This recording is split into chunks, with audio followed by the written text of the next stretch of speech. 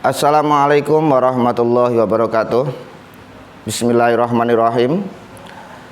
Anak-anak kelas 7, kali ini kita akan belajar matematika bab 3 tentang garis dan sudut ya. Ini nanti satu bab untuk satu video ini ya. Maka perhatikan, ini nanti banyak latihan-latihan dari video kemarin itu yang keluar ya, keluar di UHB ya. Jadi soal-soal UHB, maka perhatikan video-video matematika kelas 7 kemarin. Nah, oke. Karena nanti banyak waktu yang kita butuhkan, biar mempersingkat waktu, tidak terlalu panjang durasinya, kita lanjut saja ya, kita langsung. Yang pertama yaitu tentang garis ya. Kalian bisa buka halaman 18 ya pada modul LKS kalian. Garis, langsung saja hubungan antar garis. Nah, ada 4 hubungan ya, ada 4 hubungan yang diciptakan oleh 2 garis atau lebih. Yang pertama itu adalah garis yang saling sejajar ya. Kita langsung ke papan tulis saja ya. Yang pertama adalah hubungan antara garis. Yang pertama adalah berpotongan ya, berpotongan dulu ya, sejajar nanti. Yang pertama adalah berpotongan. Apa itu berpotongan ya?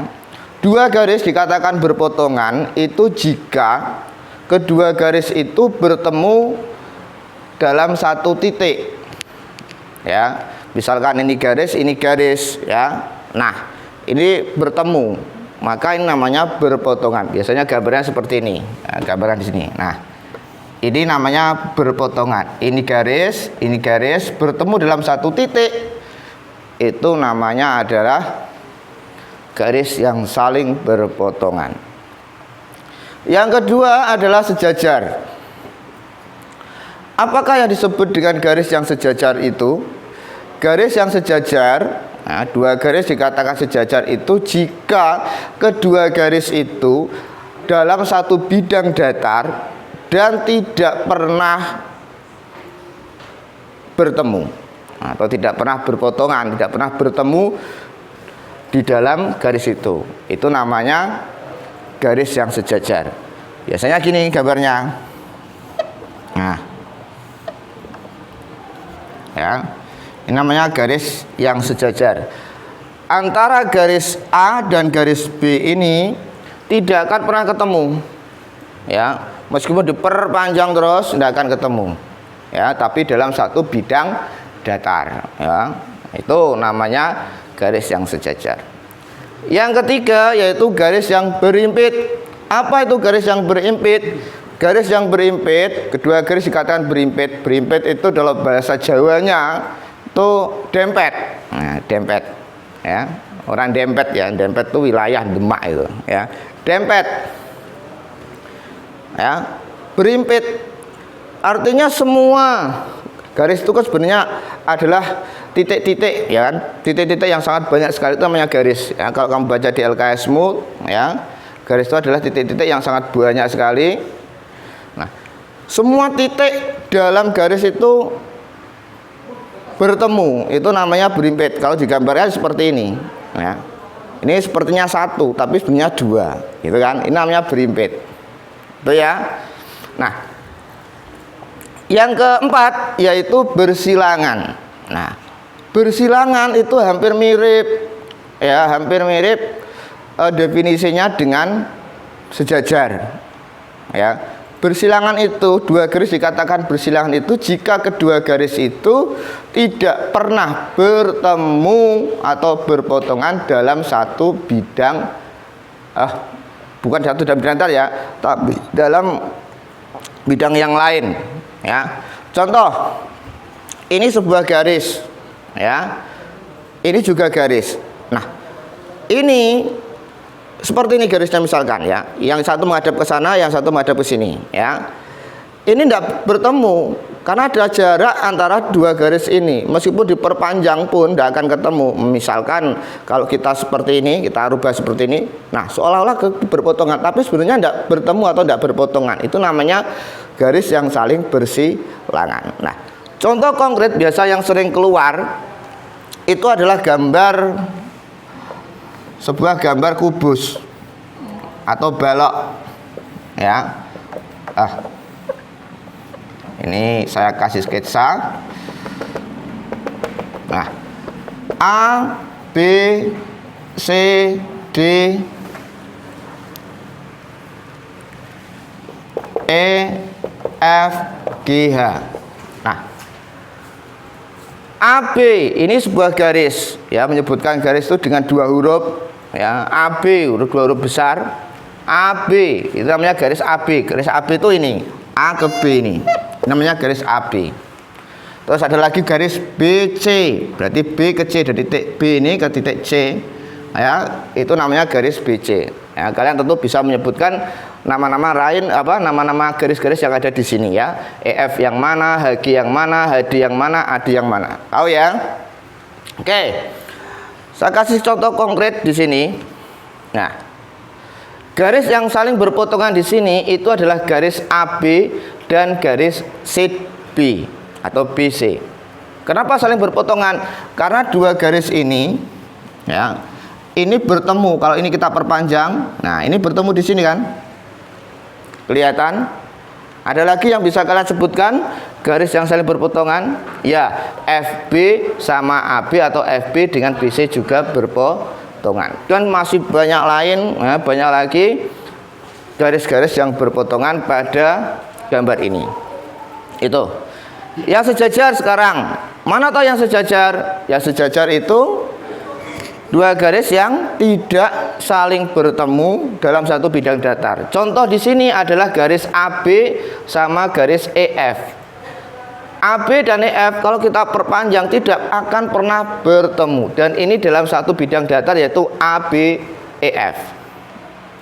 Paham ya? Kalau saya ini potong, saya ambil satu bagian saja, ini kan gini bentuknya, datarnya A, B, EF. AB sama EF ya, AB sama EF ini, garis AB sama EF ini katakan sejajar. Oke? Apalagi AB dengan DC, ini juga dua garis yang sejajar, gitu ya. Kalau berimpit di sini tidak ada ya. Berimpit itu kalau mau buat ya, ini saya kasih bangun lagi di sini seperti kubus ini ya. Nah, misal ini A B C D F G H I. F ini berimpit dengan garis EF ya, karena di sini berimpit. Itu ya. Terus bersilangan. Nah, saya hapus dulu yang berimpit ini. Mana tahu yang bersilangan, bedanya apa Pak dengan yang sejajar tadi? Ini akan lebih jelas kalau kalian lihat gambar di sini ya. Garis AB ya, garis AB itu dikatakan bersilangan dengan garis FG. Bisa dipahami? Garis AB itu bersilangan dengan garis FG. Kenapa bersilangan?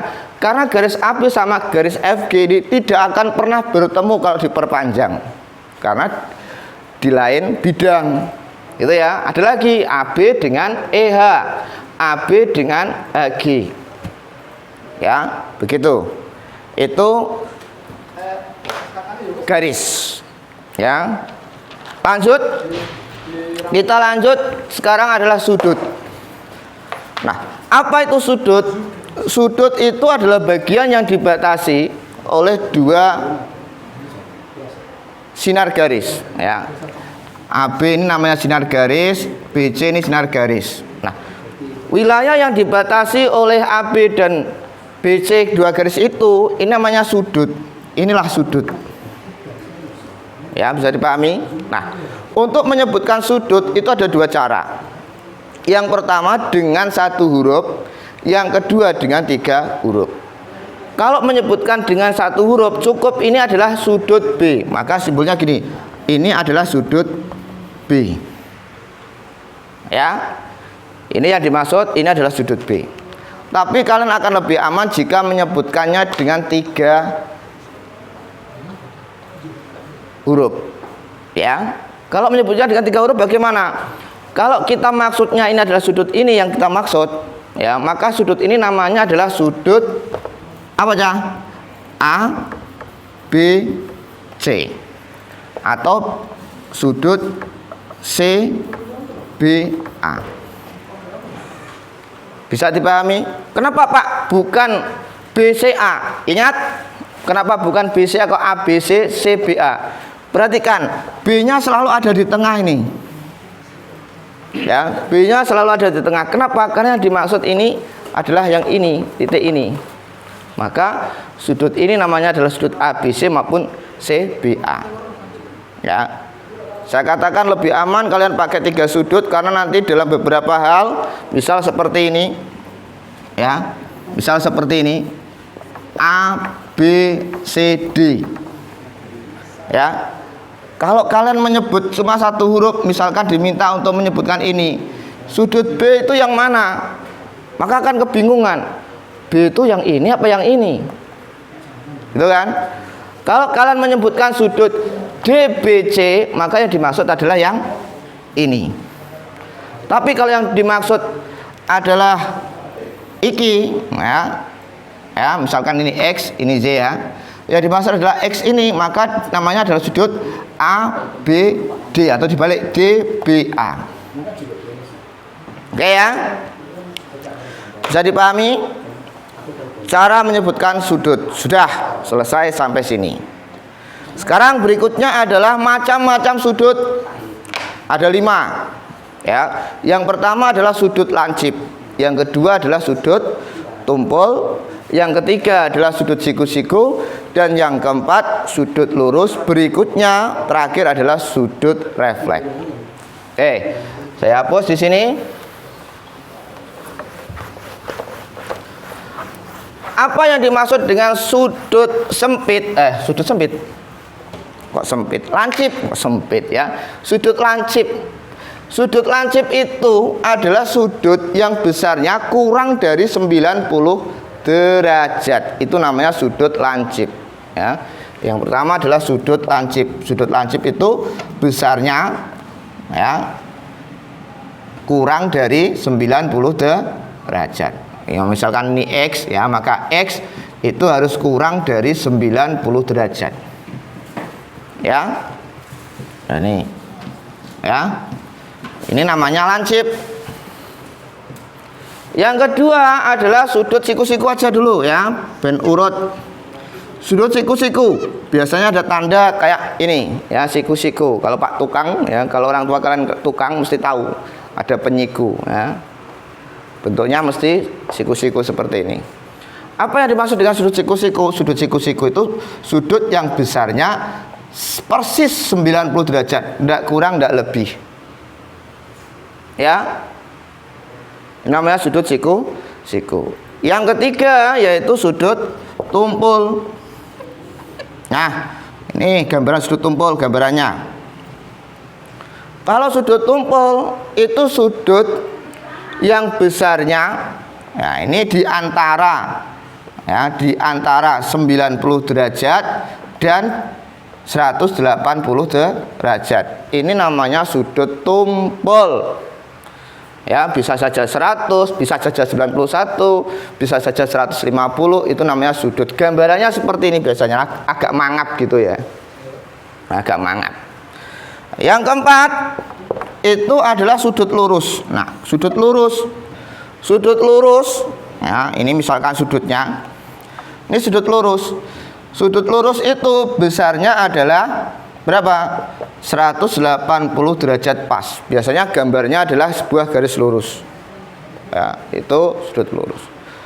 Nah, lalu sudut refleks. Apa Pak sudut refleks itu? Sudut refleks itu adalah sudut yang besarnya lebih dari 180 dan di bawah 360. Ya. Pak, kok batasannya sampai 360 toh Pak? Iya, karena kalau kalian belajar lingkaran, itu satu lingkaran penuh, satu putaran penuh itu besar sudutnya adalah 360 derajat. Satu lingkaran penuh. Nah, sudut refleks gambarnya bagaimana? Sudut refleks gambarnya seperti sudut lancip maupun sudut tumpul, hanya saja yang dimaksud ini sebelahnya ini. Nah, ini mesti lebih dari 180 dan kurang dari 360. Ini juga lebih dari 180 dan kurang dari, ya kasih Z ya, biar Z itu lebih dari 180 tapi kurang dari 360 ya. Itu namanya sudut refleks. Itu ya, macam-macam sudut. Sekarang berikutnya, nanti latihannya saya kasih ya, mulai ini. Kalau ini kan tidak perlu latihan, itu cuma kalian perlu pahami ya, konsepnya saja. Nah, ini mulai latihan di sini. Menentukan besar sudut yang dibentuk oleh jarum jam. Ya, kalau kalian lihat ya, jam dinding atau jam tanganmu, ya, jangan jam digital ya. Sekarang kalian mesti banyak menggunakan jam digital, baik itu HP maupun apa, jam tangannya juga sudah digital. Bahkan jam dinding sekarang sudah mulai digital. Kalau digital ya tidak ada apa, tidak ada garisnya, tidak ada jarumnya. Nah, oke, kita mulai sekarang. Jam itu mempunyai angka berapa? 12 kan? Dari 1, 2, 3 2 3, 4, 5, 6, 7, 8, 9, 10, 11. Nah, tadi sudah saya katakan bahwa satu lingkaran penuh itu besar sudutnya, atau satu putaran penuh itu besar sudutnya adalah 360 derajat. Nah, jam dinding ini bentuknya lingkaran. Ya, satu putaran penuh itu adalah 360 derajat. Itu ya. Nah, meskipun jam dinding itu biasanya punya 3 jarum ya, tapi biasanya yang digunakan dalam hitung-hitungan matematika itu cuma 2 jarum, jarum pendek sama jarum yang panjang. Kalau jarum detikan itu tidak dipakai ya. Mau pakai ya tidak apa-apa ya. Nah, sekarang kalau saya tanya, ini jam berapa? Jarum panjang di angka 12, jarum pendek di angka 3. Jam 3 Pak. Nah, jam 3 ini berapa derajat? Ada yang tahu? 90 derajat Pak. Dari mana 90 derajat? Oke, 90 derajat dari mana? Kita lihat. Satu lingkaran penuh itu adalah 360. Di sini ada angka 1 sampai 12 yang jaraknya itu sama semua. Antara 12 ke 1, 1 ke 2 itu jaraknya sama semua. Maka kalau kita ditanya dari 2.12 ke titik 1 ini berapa derajat? Tinggal kita bagi 360 itu kita bagi berapa? Karena ada 12 titik, maka kita bagi 12, dapatnya adalah 30 derajat. Begitu ya. Sehingga kalau jarum panjang di angka 12, jarum pendek di angka 3, maka tentunya ini melewati berapa titik? 1, 2, 3. 3 titik, tinggal kita kalikan. Berarti jam jam 3 ya. Jam 3 atau 03.00 itu sama dengan berapa derajat? 90 derajat. Besar sudutnya adalah 90 derajat. Begitu ya. Itu mudah. Berarti saya tanya ya, kalau jam 2 berapa derajat? Jam 2 berarti berapa? 60. Mudah ya. Nah, sekarang yang agak sulit. Agak sulit Pak. Iya, yang agak sulit. Sekarang saya kasih kamu hitung jam 2.30. Oke, jam 2.30 itu berapa derajat? Bentuk yang sudut yang dibentuk oleh 2 jarum jam pada jam 2.30. Jam 2.30. Jam 2.30 yang jelas jarum pendek jarum panjang di angka berapa, Cah? Di angka 6. Ini ya, angka 6. Lalu jarum pendeknya di angka berapa? Kalau ini 12, ini 1, ini 2, ini 3, 4, 5. Apakah di angka 2? Ayo, kalau kalian punya jam dinding silakan diamati. Jam 2.30 apakah jarum pendek di angka 2 persis? Tentu tidak. Nah, di angka berapa, Pak? Jarum pendeknya mestinya melewati angka 2 tetapi belum sampai angka 3. Begitu ya. Nah, terus hitungnya bagaimana, Pak? Berarti 6 ini kita hitung gini, Pak. Ya. Jam 2.30 kita lihat dari 2 sampai sampai angka 6 ya. 1 2 3 4. Berapa kali? 4 lompatan, Pak. Berarti 4 dikali 30 derajat. Selesai? Tidak. Kenapa? Karena ini kan sampai 2 padahal ini enggak sampai 2. Nah, ini masih di sini. Nah, di sini tuh berapa derajat? Ya kan? Berapa derajat? Untuk menghitungnya bagaimana? Untuk menghitungnya berarti kalau ini tadi sampai 2 padahal ini di sini berarti harus kita kurangi kan? Dikurangi berapa? Dikurangi berapa ya? 30 per 60 dikali 30 menit. Hah? Kalau 30 derajat dibagi 60 kali 30. Dari mana kok Pak? Kok 30 itu? 30 derajat itu dari tadi satu lompatan itu 30 derajat. Nah, 60-nya dari mana, Pak? 60 itu.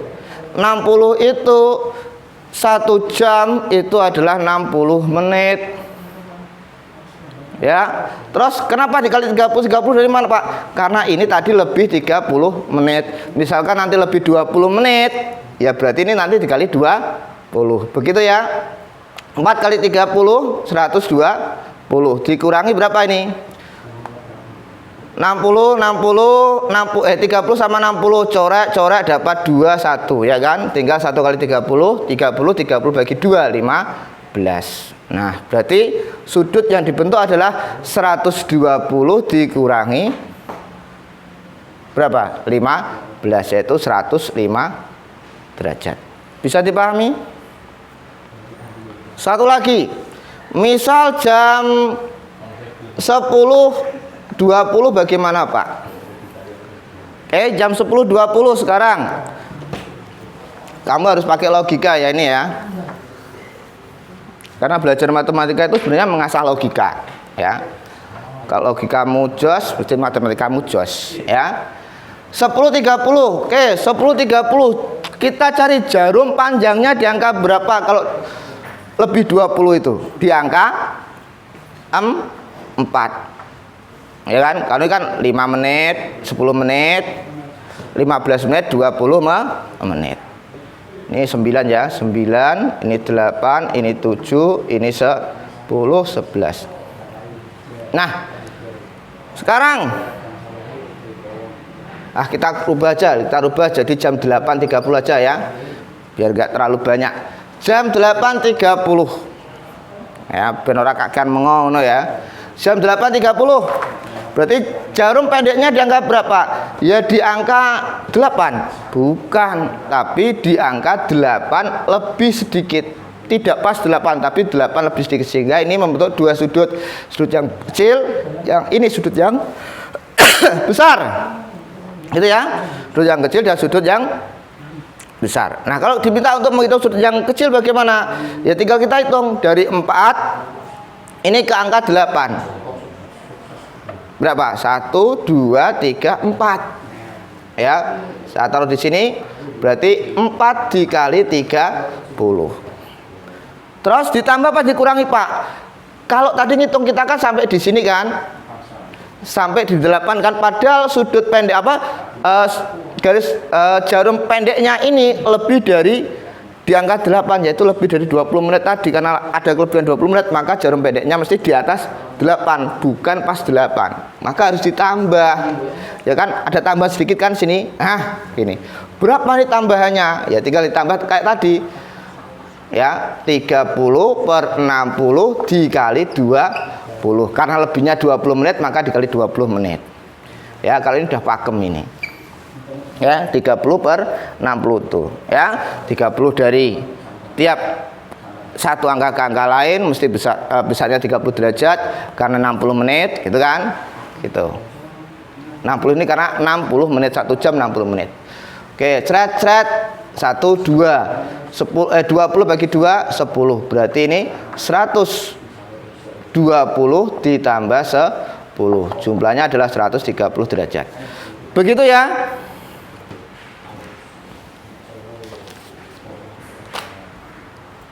Itu tentang sudut yang dibentuk oleh jarum jam. Sekarang hubungan antar sudut, ya.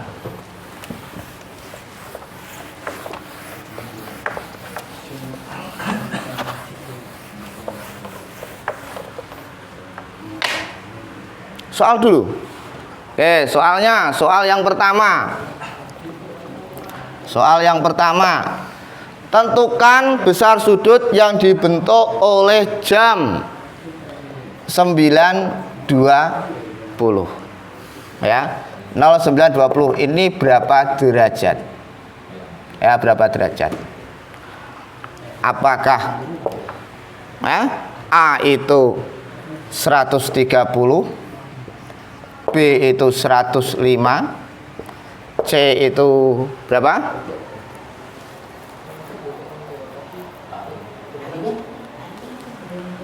160, atau D itu 120. Ya, jam 9.20. Ya, berapakah sudut yang dibentuk pada jam 9.20 itu? A 130, B 105, C 160, D 120. Ayo. Hampir sama, mirip dengan tadi ya. Gitu. Hanya saya rubah, ini 9 kalau tadi 8 ya. Berarti tinggal 5 gitu ya. Sekarang kita lanjut hubungan antara dua sudut. Kalian bisa lihat halaman 21.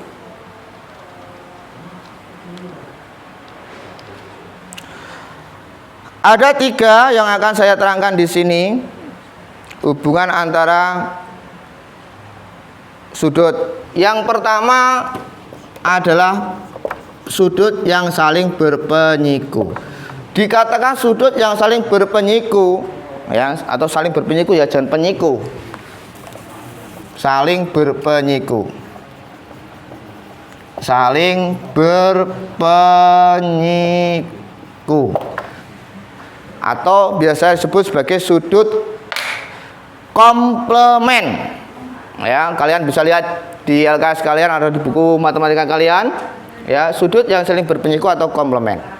Dua sudut itu dikatakan berpenyiku atau komplement jika kedua sudut itu jika dijumlahkan itu harus jumlahnya 90 derajat. Ya, misal ini X, ini 30. Ini dikatakan siku-siku. Nah, ada sudut 30 sini. Ini kan dibagi nih.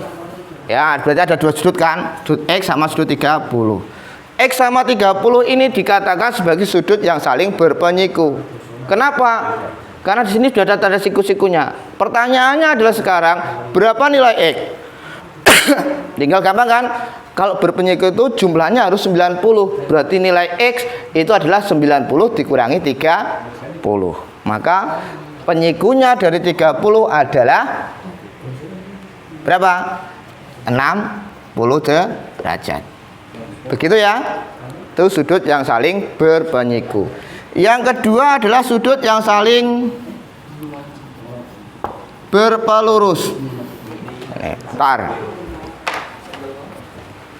Berpelurus. Berpelurus itu artinya dua sudut atau lebih jika digabungkan. Ini ya bukannya dua sudut sih, bisa lebih juga. Bisa lebih ya. Atau dua sudut atau lebih jika digabungkan itu jumlahnya harus 180. Maka itu disebut sebagai sudut yang saling berpelurus atau suplemen. Kalau ini komplement ya, tadi komplement. Nah, tulisannya bisa kalian lihat di buku kalian. Saling berpelurus, contoh seperti ini. Nah, gini aja. Ini A, B, C, D. Nah, A, C, garis AC ini itu adalah garis lurus. Nah, kalau garis lurus maka jumlah sudutnya berapa? 180 derajat. Maka ini ada dua sudut ini. Ini sama ini kan? Misalkan ini saya kasih X, ini Z. Maka X sama Z ini dikatakan saling berpelurus karena jumlahnya mesti 180. Kok tahu jumlahnya 180, Pak? Karena yang bawah ini membentuk sebuah garis lurus. Jadi misalkan Z-nya ini saya rubah berapa? Ini 150 ya. Maka nilai X berapa? Betul, 30. Jadi mana 30? 180 dikurangi 150. Ini 30 derajat. Gitu ya. Kalau berpelurus jumlahnya ini 180. Kalau ini 90 derajat itu saling berpenyiku atau komplement. Gitu ya. Oke. Nah, sekarang yang ketiga. Langsung saya hapus. Kamu bisa pause kalau mau melihat tadi ya. Yang ketiga yaitu bertolak belakang, sudut yang saling bertolak belakang. Nah, seperti ini. Ini A, ini B, C, D. Misalkan ada dua garis AB sama garis CD. Nah, ini kan ada 4 sudut ini. Ya, ada 4 pojokan. 1, 2, 3, 4. Nah, bertolak belakang ya.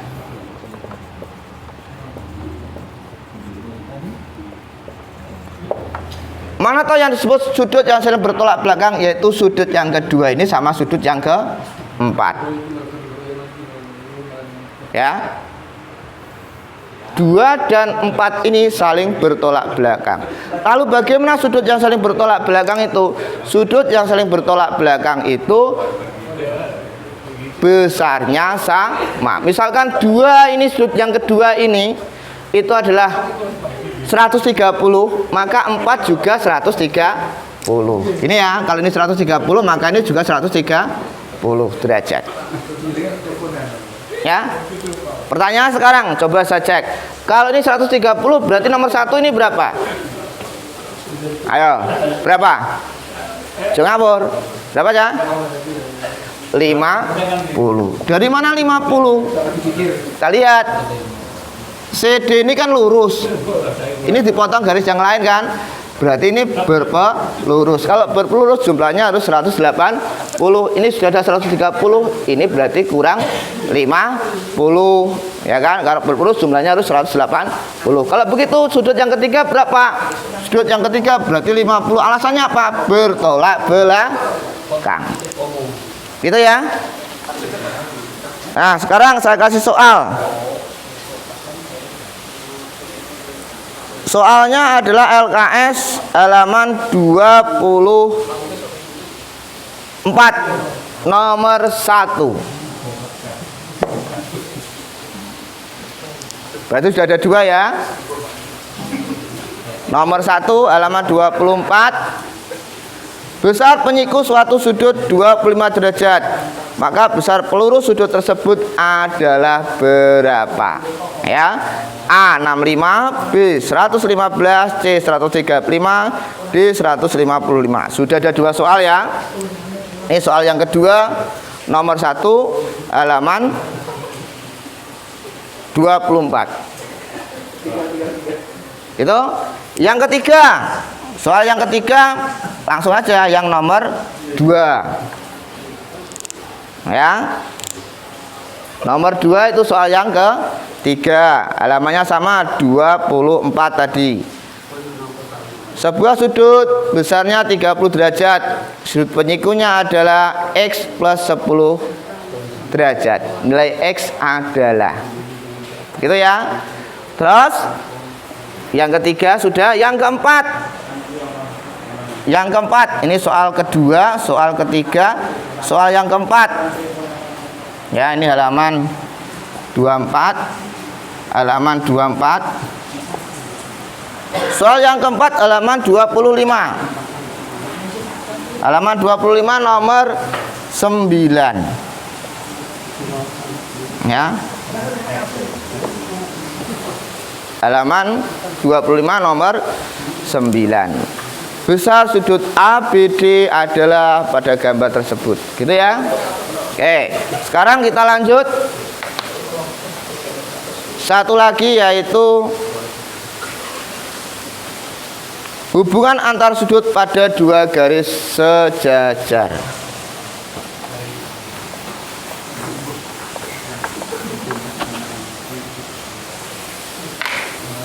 Jika ada dua garis sejajar, ini dua garis sejajar, dipotong oleh garis lain, maka tentunya akan menghasilkan 8 sudut. 1, 2, 3, 4, 5. 5 sini ya. 5, 6, 7, 8. Ya. Ada 8 sudut.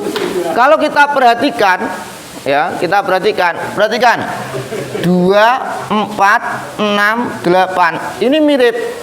Miripnya bagaimana? Mingkup.